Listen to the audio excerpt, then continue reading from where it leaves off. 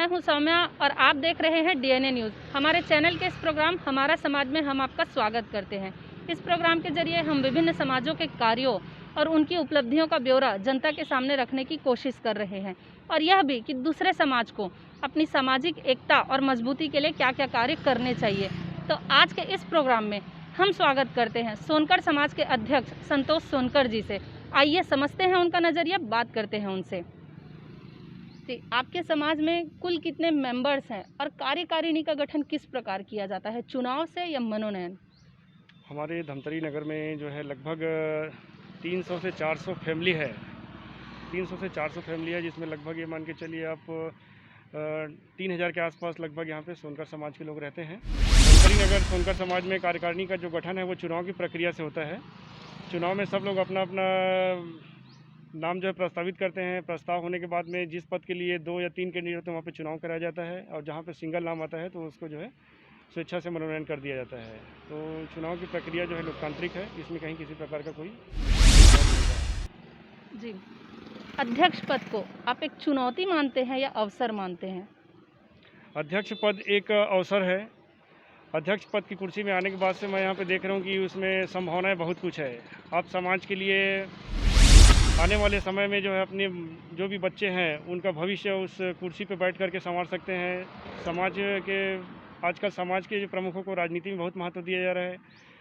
सामाजिक जो अध्यक्ष है वो राजनीतिक लाभ भी ले सकता है। जैसे हमारे धमतरी नगर सोनकर समाज में 2-3 वर्ष से लगातार कंटिन्यू 4-5 पार्षद जो है बनते जा रहे हैं। नगर निगम में ये धमतरी शहर में हमारी एक बहुत बड़ी उपलब्धि है, और पूरे शहर के जो 40 वार्ड में 10% जो हिस्सा है प्रतिनिधित्व का वो पूरा अकेले सोनकर समाज का है। तो उस चीज़ का लाभ भी समाज को मिलता है। तो अन्य समाज को भी चाहिए कि वे अपने जो राजनीति में भी जो अपना पैर मजबूत करें, और राजनीतिक लाभ भी इसमें लेना चाहिए।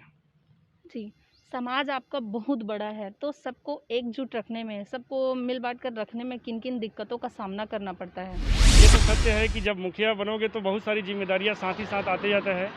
जैसे कि एक परिवार के जो सदस्य होता है वो सब लोगों को लेकर चलने में अड़चन होता है, वैसा ही ये समाज बहुत विस्तृत समाज है, बहुत भव्य और विराट रूप में समाज जो है। तो सब लोगों को साथ में लेकर चलना ये थोड़ा सा तकलीफ वाला काम है, लेकिन फिर भी पूरा प्रयास रहता है कि बड़ों और छोटों सबको एक समान व्यवहार रख करके उनको समाज में आगे बढ़ाना है, और समाज के अंतिम छोर तक के व्यक्ति है उनको समाज के जो भी न्याय हो चाहे और किसी प्रकार कोई लाभ हो तो उसको दिलाने का हम लोग पूरा प्रयास करते हैं। जी, बतौर अध्यक्ष क्या क्या उपलब्धियां रही है आपकी समाज के प्रति? सोनकर समाज अध्यक्ष बनने के बाद तुरंत बाद ही जैसे ये कोरोना काल आया तो मेरी उपलब्धि एक ये भी रही कि इस मानवता को देखते हुए सोनकर समाज जो है सही समय पर जागरूक और अलर्ट हुआ, और अपने समाज के बीच में हम सब लोग विचार करके हम लोग जो है राशि एकत्रित करके प्रधानमंत्री राहत कोष में 25,000 रुपये और मुख्यमंत्री राहत कोष में 25,000 रुपये का सहयोग प्रदान किए। ये हमारे सोनकर समाज की एक मानवता का परिचय दिया है। ये मेरे कार्यकाल का एक अनूठा पहल था। इसके अलावा भी हम लोगों ने अपने समाज के जो गरीब हैं, जो लोग कमाने में कोरोना काल में असमर्थ थे, उनको हम लोग ले जा करके चावल दाल सब्जी का वितरण किया। तो इस प्रकार से एक कोरोना काल की समस्या को हमने समझा और सामाजिक रूप से लोगों को जो है आर्थिक रूप से लाभ दिलाने के लिए पूरा प्रयास किया। समाज के अध्यक्ष बनने के बाद से मेरा प्रथम प्रयास था कि हमारा भवन जो है बहुत बड़ा सुंदर बना हुआ है, लेकिन फिर भी किचन के ऊपर में बहुत समय से हमें अतिरिक्त कक्ष की आवश्यकता महसूस हो रही थी, जिसके लिए मैं अपने समाज के 4 पार्षदों को पकड़ करके माननीय श्री महापौर जी से संपर्क किया, और अतिरिक्त कक्ष के लिए लगभग 7,36,000 रुपये की राशि मैं जो है पास कराया हूँ।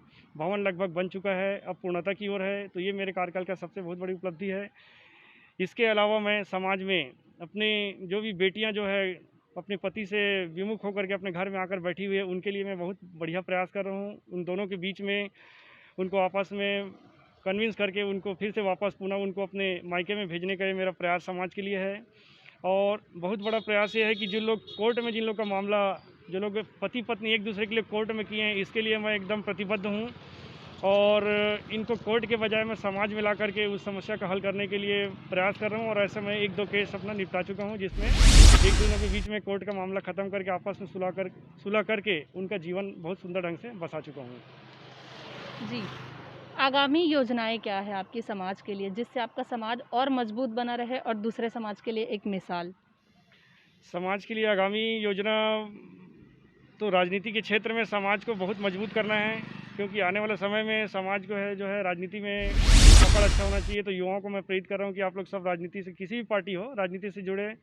शिक्षा के लिए हमें अपने समाज में बहुत ज़्यादा बच्चों को एक सेमिनार के माध्यम से या सबको बिठा करके जो पदों में प्रतिष्ठित है उन व्यक्तियों के मार्गदर्शन में मैं उनको बुला करके सबको एक जानकारी और शिक्षा के क्षेत्र में आगे कैसे बढ़ना है इस चीज़ के बारे में लोगों को प्रेरित कर रहा हूँ। और हमारे समाज में जागरूकता बहुत अच्छा है। बहुत सारे बच्चे जो हैं सेना के क्षेत्र में, शिक्षा के क्षेत्र में और डॉक्टर, इंजीनियर के क्षेत्र में बहुत सारे बच्चे जो आगे बढ़ चुके हैं। आज हमारे धमतरी नगर में ये सोनकर समाज का गौरव है। मैं कहता हूँ कि किसी भी समाज में इतने डॉक्टर नहीं होंगे जितना धमतरी नगर में। आज मेरे पास लगभग धमतरी में 8 डॉक्टर जो हैं बन चुके हैं। ये हमारे सोनकर समाज की बहुत बड़ी उपलब्धि है। तो इस शिक्षा के क्षेत्र में हम बहुत ज़्यादा ध्यान दे रहे हैं। जी। मृत्यु भोज का क्या प्रचलन है आपके समाज में, और अगर है तो आपको क्या लगता है ये किस हद तक सही है? क्या ये बंद होना चाहिए या फिर ये आगे चलना चाहिए? मृत्यु भोज के बारे में मैं अपना व्यक्तिगत विचार इसमें रख रहा हूँ। मृत्यु भोज तो चूँकि अब पहले के लोग जो है उतने शिक्षित नहीं थे तो चल रहा था, लेकिन आज पूरी युवा पीढ़ी जो है शिक्षित हो गया है, तो मृत्यु भोज तो बंद होना चाहिए। और मैं चूँकि सोनकर समाज का अध्यक्ष हूँ, मैं ये देख रहा हूँ कि बहुत सारे समाज में लगभग धीरे धीरे करके सब मृत्यु भोज बंद होते जा रहे हैं। मैं अपने समाज में भी प्रयास कर रहा हूँ, जो वरिष्ठ हैं उनको कन्विंस करने का पूरा प्रयास कर रहा हूँ कि मृत्यु भोज बंद होना चाहिए। हमारे समाज में अभी मृत्यु भोज चल रहा है, लेकिन हम आपको भरोसा दिलाते हैं कि आने वाले समय में ये मृत्यु भोज बंद करेंगे। ये पूर्णतः गलत है और असत्य है, ये होना नहीं चाहिए। क्या मानते हैं तो आप मृत्यु भोज को लेकर अपना हमारे दर्शकों को आप विस्तार से समझाइए।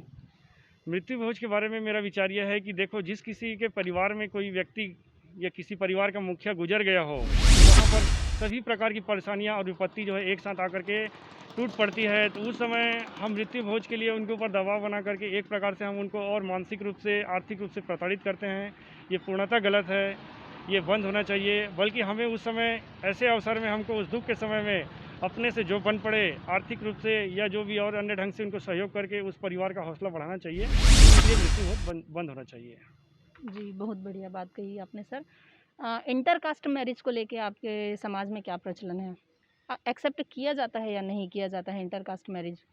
इंटरकास्ट मैरिज के लिए तो यह है कि समाज में तो समाज कोशिश करता है कि बच्चे समाज में ही शादी करें, लेकिन अगर किसी कारण से कोई लड़का या लड़की अन्य समाज में शादी कर लेता है तो उस बच्चे को हम लोग स्वीकार करते हैं। जो भी सामाजिक नियमों से, समाज की जो प्रक्रिया है उससे उनको गुजरना पड़ता है, उसके बाद उनको समाज में शामिल किया जाता है और आगे चल करके उनके साथ किसी प्रकार का कोई भेदभाव नहीं किया जाता है। उनको प्रेम पूर्वक रखा जाता है और सहयोग किया जाता है। ये हमारे समाज की मर्यादा और नियम है।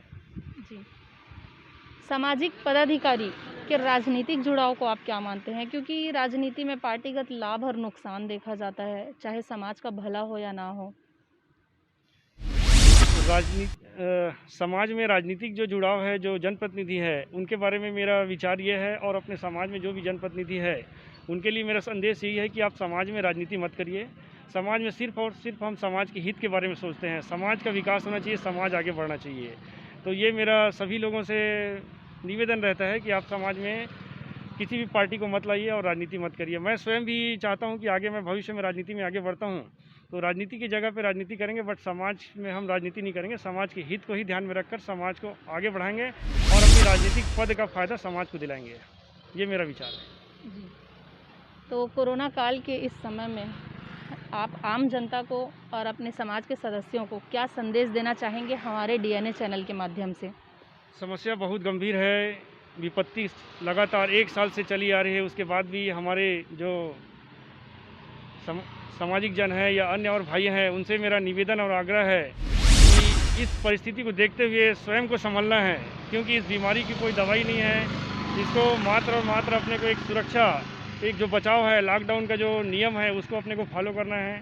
इसमें मुख्यतः जो है अपने को मास्क पहनना है, सामाजिक दूरी बना करके रखना है और सैनिटाइज़र का उपयोग करना है। ये महत्वपूर्ण चीज़ है। इस चीज़ का पालन करेंगे तो हम इस बीमारी से लड़ने में सक्षम होंगे और आगे बढ़ेंगे।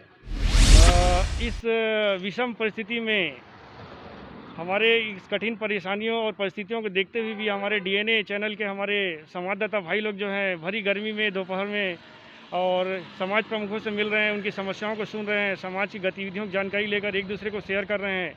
तो इस विषम परिस्थिति में अपनी जान जोखिम में डाल करके इस बीच में आकर के इंटरव्यू ले रहे हैं, लोगों तक संदेश दे रहे हैं। तो मैं प्रशंसा करना चाहूँगा डीएनए न्यूज़ के संवाददाताओं का कि आप अपने जान को जोखिम में डालकर भी अपने कार्य को पूरी बखूबी से और ईमानदारी से निभा रहे हैं। इसके लिए मैं आप लोग को बहुत बहुत धन्यवाद देता हूँ और आपकी प्रशंसा करता हूँ, सराहना करता हूँ।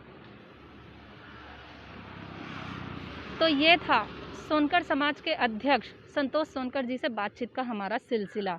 इन्होंने बहुत ही आत्मीय माहौल में हमसे बातचीत की और अपने सामाजिक कार्यों और उपलब्धियों का ब्यौरा हमारे सामने रखा। सरल, सहज और सौम्य माने जाने वाले संतोष सोनकर जी से हम लेते हैं विदाई। आपसे फिर मुलाकात होगी अन्य कार्यक्रम में किसी अन्य समाज प्रमुख और खास शख्सियत के साथ। मैं सौम्या और मेरे सहभागी राज गायकवाड़, हमें दीजिए इजाज़त।